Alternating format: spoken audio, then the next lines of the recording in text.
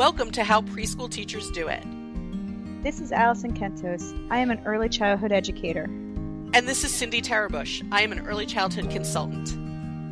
This podcast is for parents and early childhood professionals. Let our experience and research-based knowledge become your guide. Hi, Preschool Peeves. Hi, peeps. Anybody who's listened to this podcast for a while knows that I sometimes keep an eye on what's happening in England's royal family, the United Kingdom's royal family. True. Yeah. I'm not sure why. I will admit, I'm not sure why they fascinate me so much. No, I think most Americans are fascinated by the royal family. You're not alone there. I just really like ceremony and pomp and circumstance and all that stuff. I like that. Watching that from different religions and the royal family. I just like that sort of ceremony thing. But anyway, so what it does is it impacts, of course, the logarithms on my social media. And I see headlines about things having to do with the royal family. And one of them really struck me. There were tabloids really upset about the fact that William and Kate rehearsed their children for Philip's memorial service. So they recently brought George and Charlotte, Prince George and Princess Charlotte, to their great-grandfather's memorial service. The kids were very well behaved. Good for them, right? Good for them, yeah. Very well behaved. And so, of course, because they were well behaved, then gossip starts about how did they get them to behave so well.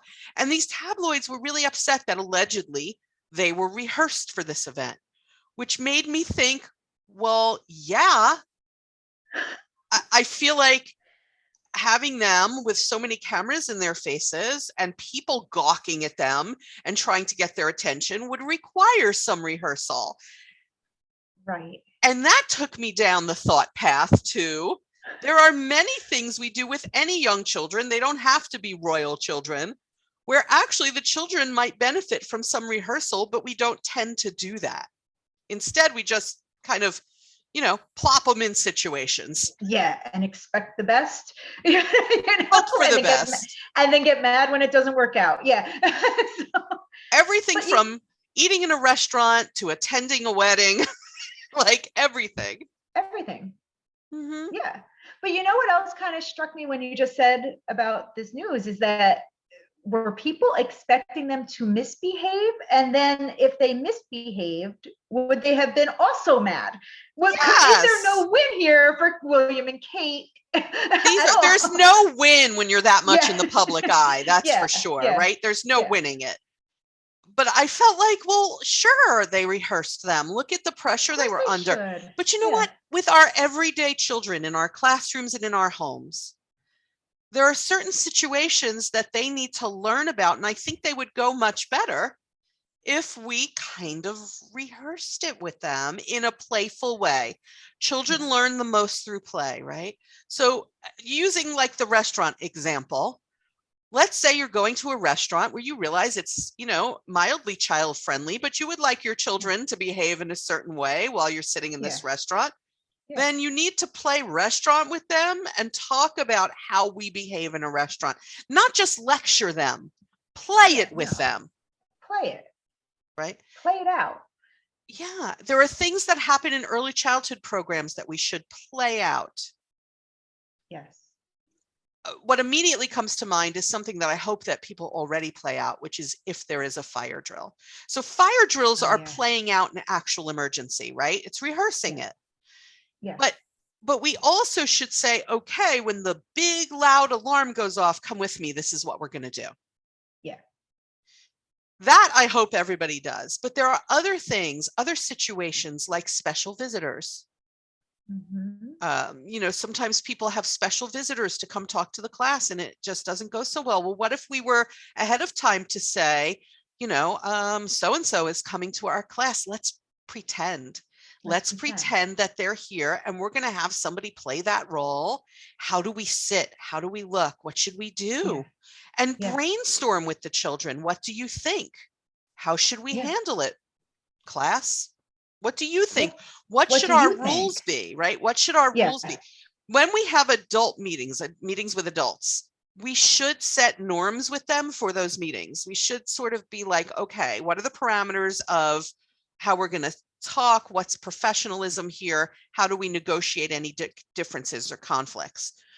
So you should have these norms for how things go in a workplace among adults, or whenever adults are meeting in any volunteer organization. There need to be understandings. One of the problems in early education is we don't come up with these understandings with children. We just kind of go, sit down, be quiet, shh, look over there. Look over there.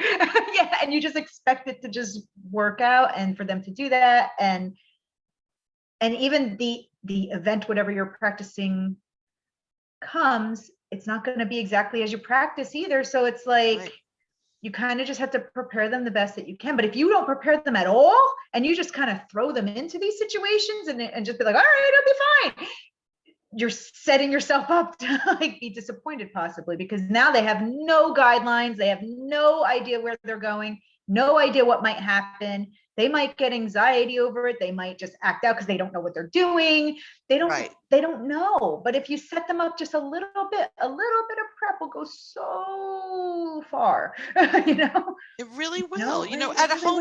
At home too, maybe you're going to something like a wedding and you're going to need the children to sit for a little bit during the ceremony. I think we play that and we pretend it and we practice it. Children learn through play. Children understand play and understand the world through play. And so we can't, when we just look at them and say, listen, when we're at this wedding, you need to just sit in the seat quietly until that's over. And then we're going to go to a party. That's all very abstract to a young child. Yeah.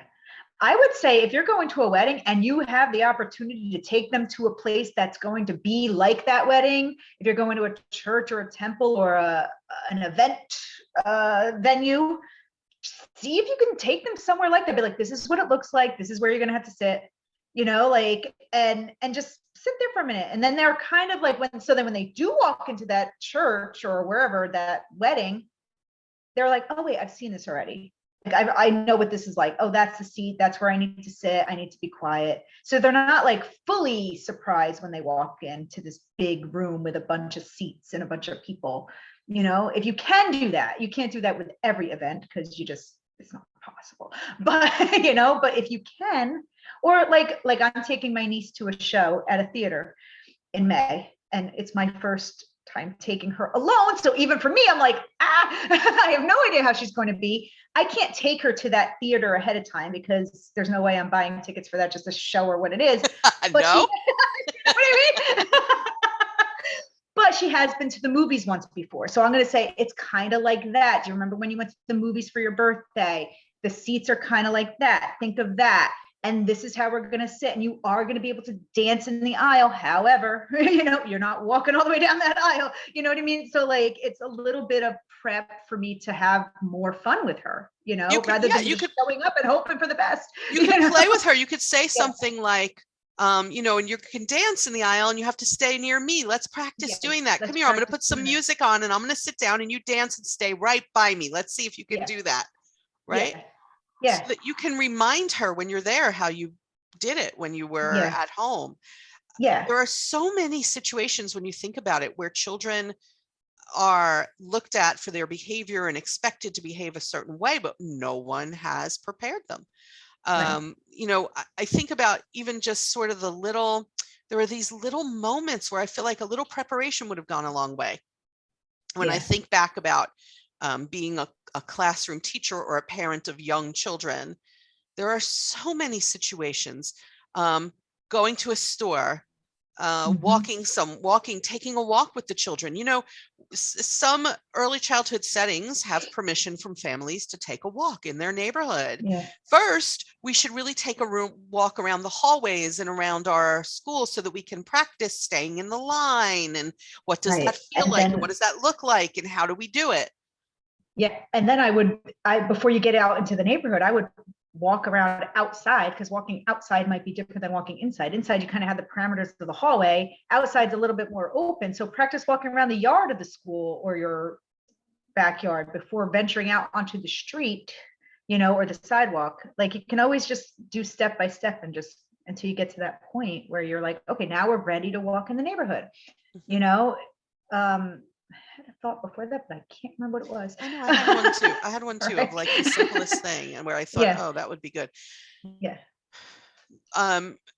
we also have to remember that they're very young. So even though we may play with them and kind of practice situations with them, that doesn't mean they're going to behave that way when we're actually in the situation.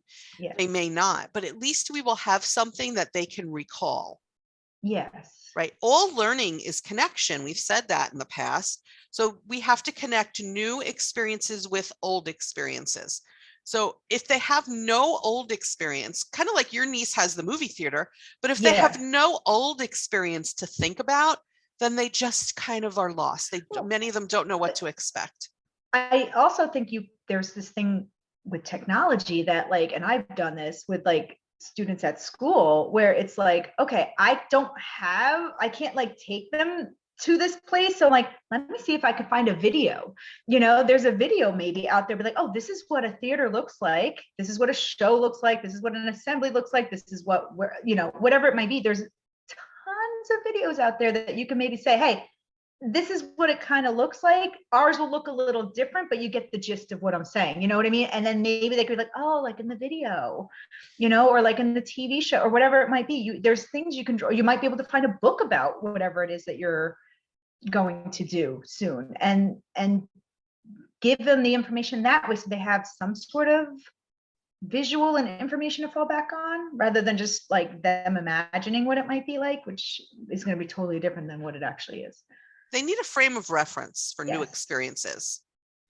Yeah. Any new experience, they need some frame of reference. Again, it's the connection.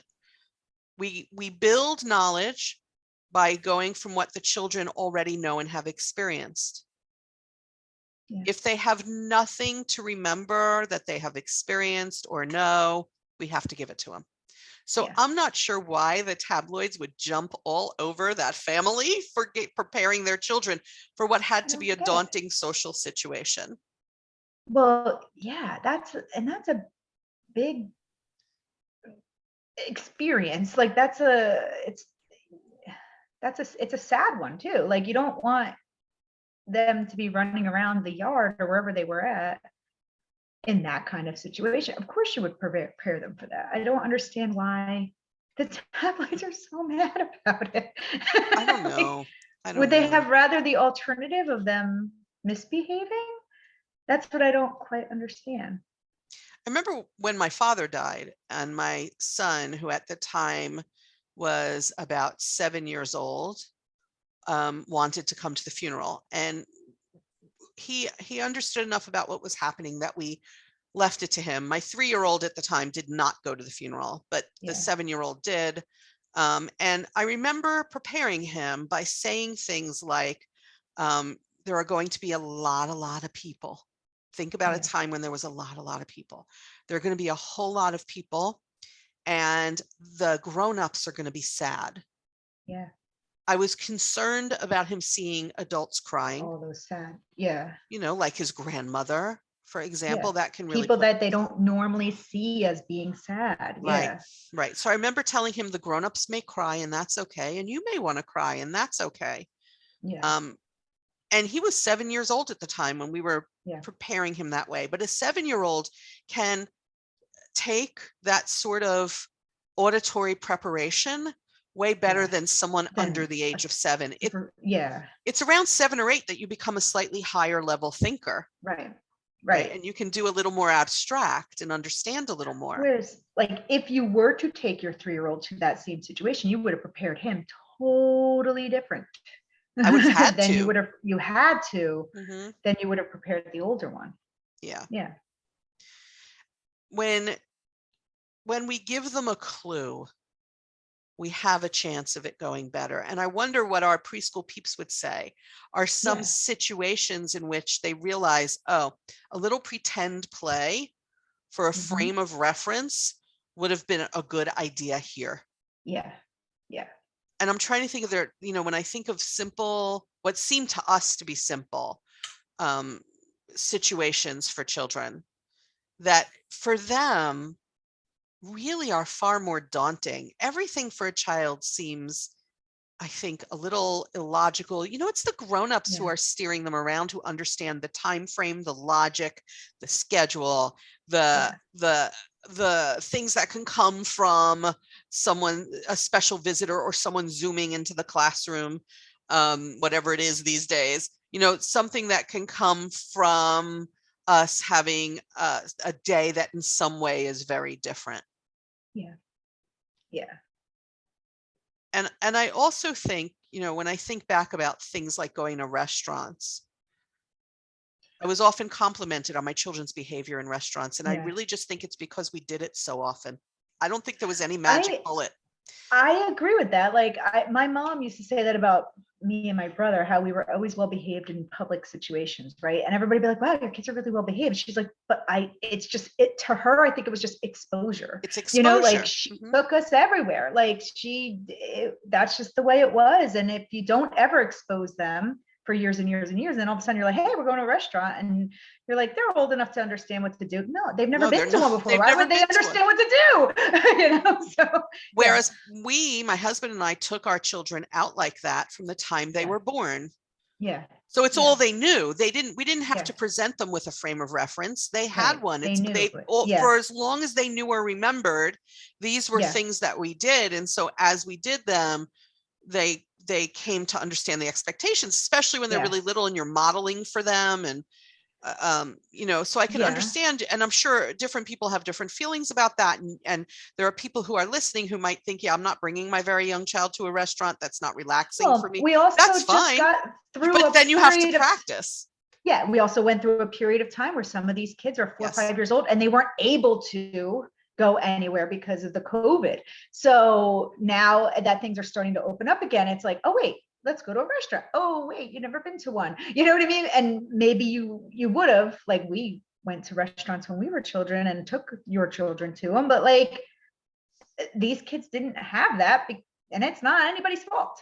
So now it's like prepping them for the world that's opening up a little bit. And we can see how that would take place, because one of the things that I consistently hear from teachers is that children who have spent now the majority, if not all, of their early childhood in this pandemic situation come to early childhood settings simply not knowing how to play, because they have not had the opportunities for play. Again, if the child hasn't had the opportunity, then how do they handle that experience? Right. So what I want to encourage everybody on this call to do is to think about not just the big things, not just the special visitor or the wedding, but the things that you feel to you as an adult as a part of like your normal everyday routine, that you could do a little bit of pretend play practice for. Yeah. I really hope George and Charlotte were handled in a way where it was fun for them. I hope so too. I really hope like they weren't just marching like tiny little soldiers. I really hope they made it fun. Because when we do, children are also more apt to want to do that transition and go to that place and participate in that activity. Yeah. Did your niece like the movies in the past? She's been to one movie for her birthday and she loved it. Okay, you're solid, Alison. You're solid. So, I just bought tickets right before we started recording, so now I'm like, oh, what am I getting myself into here? But I think it's going to be a lot of fun no matter what. So. I think it's good. I think it's good that you take her from the time she's very young and let her see what that sort of experience is like, if that's part of your family culture. When my mom and I go to shows all the time, so it'd be nice to be able to just pass that on, Yeah. I remember taking Michael, who's now my older son, who's now in his late 20s. I remember taking him to New York to, I think it was Radio City Music Hall, to see the Rugrats live. Oh yeah. And he was so young, but he still remembers it and he still talks about it. Yeah. So it was part of our culture too. And my children today love to do that sort of thing. Yeah. Go to shows and concerts. And I feel like it's just part of them. Good memories to build. You know what I mean? It's just good bonding. I just want to do something with her that could bond me. Like you know what I mean? Like bond us together. And the show's coming close to my house. I don't even have to go to the city. So there was all, Nice. you know what I mean? I was like, Nice. all right, let's try it. Let's see what happens. When Alison says the city for our listeners around the world, sorry. Alison, it just occurred to me that you and I say the city like everybody knows. All the time. Where we live, when we say the city, we mean New York City. Yeah. I know. I live like 30 minutes from New York City. We're talking about New York City. But even south of us in South Jersey, when people say the city, they mean Philly. And I laugh at them. That's not the city. New York is the city. There's only one the city, and that's New York. I'm pretty sure we're going to get contact forms now with things like your cities are important the city. Too. Yeah, things like no, the city is Pittsburgh, or the city is Des Moines, or the city is San Francisco. Pretty sure people are going to send us those contact forms, and we invite them. It'll be fun to collect them. Yeah. So feel free to contact us with what's your city. Also, if you're going to do that, if you think of any of those moments where you realize, oh, that would benefit from some fun rehearsal. Yeah. Write to us. Let us know, because we'd be happy to share them during one of the podcasts and give other people food for thought, or things you have rehearsed. Or if you have tips. Yeah, if you have tips for other people, we're here for everybody. We will, if you give us permission, we will pass that tip along. And now you are helping teachers and families everywhere. There you go. Which is the whole point of this podcast. Yes. There you go. Yeah. So please feel free to share with us what you have rehearsed, what you now realize, that would probably benefit from some fun rehearsal. Yeah. And P.S. we're not talking about school plays. We're not really for school plays or those fancy graduations. That I'm not sad that COVID kind of eliminated for early childhood learners. It's okay. Maybe it gives you the chance to step away and do something different, like a family celebration. You can check past episodes for information about that, I think. Yeah. Yes. So feel free to contact us with that information, and go and think about what can I practice with them just as a fun dramatic play. Yeah. And everybody cut the royal family a break. They did the right thing. I know, come on. Poor people. Can we just cut parents a break? Could we please, as a whole? As a whole? Yeah. All right, folks, we will catch you next time on the podcast. All right. Bye, Pete. Bye.